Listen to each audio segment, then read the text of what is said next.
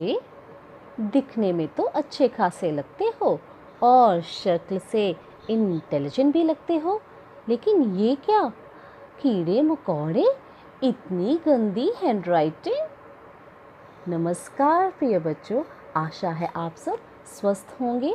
तो बच्चों, क्या आपको भी ऐसे कमेंट्स सुनने को मिलते हैं? अगर हाँ, तो आज के बाद आपको कभी भी डांट नहीं पड़ेगी हस्तलेख पर। क्यों? क्योंकि अगर आप इन उपायों को अपनाएंगे तो आपका हस्तलेख 100% सुंदर और आकर्षक हो जाएगा।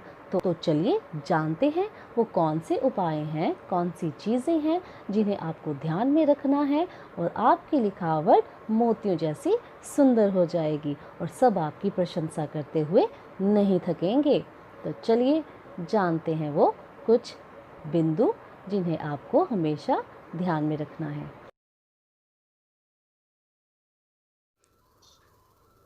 तो बच्चों, सबसे पहली चीज़ जो आपको लिखते समय ध्यान रखनी है वो है आपके बैठने का तरीका। आपको ज़्यादा अकड़ के या ज़्यादा झुककर नहीं बैठना है।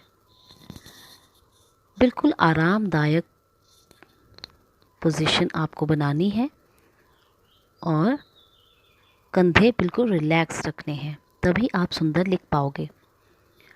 और दूसरी चीज़, आप जिस सतह पर लिख रहे हो बिल्कुल समतल, मतलब प्लेन होनी चाहिए।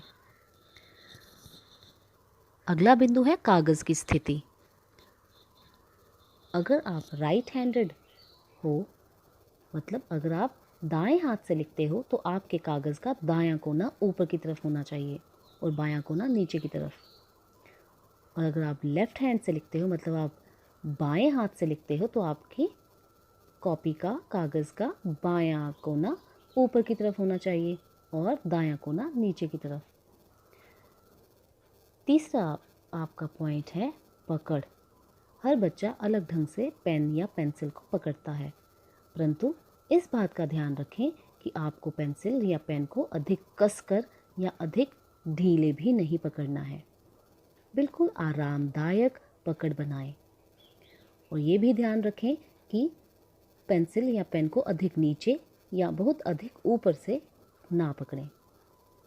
अगला आपका बिंदु है अक्षर और शब्द कैसे लिखें। अक्षर और शब्द लिखें तो बिल्कुल पूरा लिखें और वो सारे समान आकार के होने चाहिए। अगर आप जल्दी लिखेंगे तो आपके अक्षर आधे अधूरे रह जाएंगे और अर्थ भी नहीं निकलेगा। आपको ये भी ध्यान रखना है कि इन शब्दों का आकार ना तो अधिक छोटा हो जो कि दिखाई ना दे और ना ही अधिक बड़ा जो बिल्कुल सुंदर ना लगे। तो बिल्कुल मध्यम आकार के शब्द आपने लिखने हैं। अगला बिंदु है दबाव यानी प्रेशर।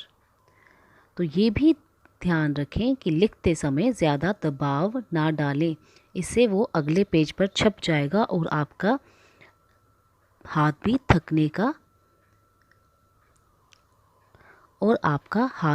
थक जाएगा। आपकी नोक भी बार बार टूट सकती है। शब्दों का झुकाव, ये बड़ा ही एक इम्पॉर्टेंट बिंदु है। स्लांट्स भी कहते हैं हम इसको।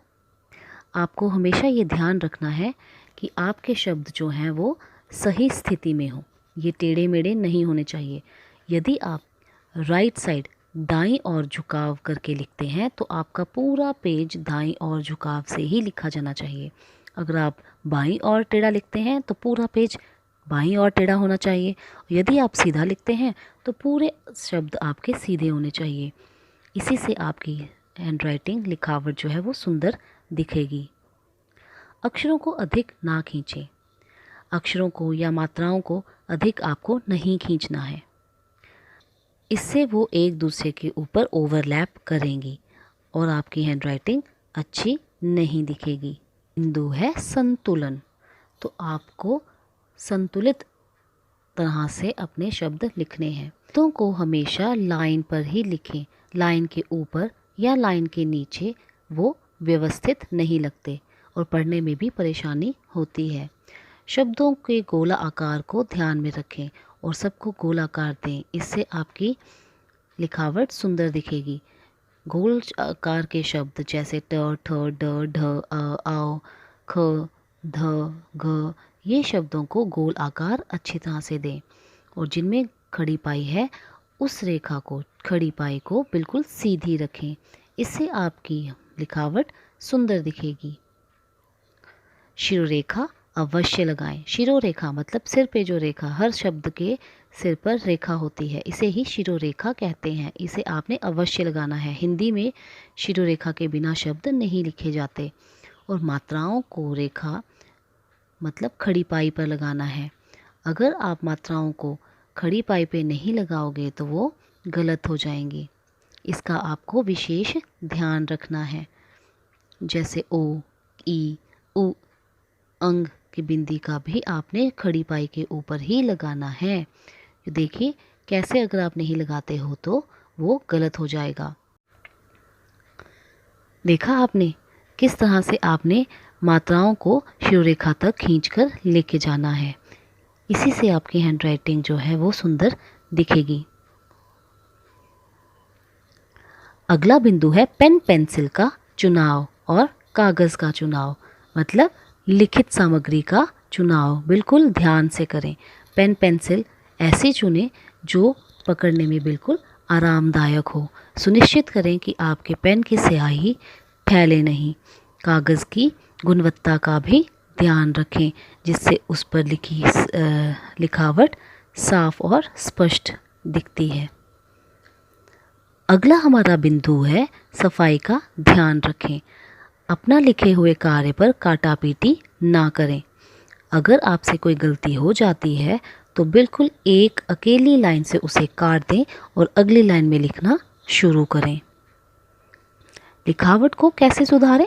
तो भगवान भी आपकी मदद नहीं कर सकता जब तक आप अपनी मदद करना ना चाहें।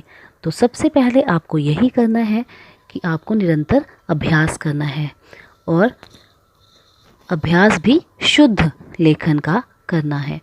तो हमेशा किसी पुस्तक, न्यूज़पेपर या मैगज़ीन से आप लिखना शुरू करें जिससे कि आपको शुद्ध लिखना आएगा और आपकी हैंडराइटिंग शुद्ध लिखेगी।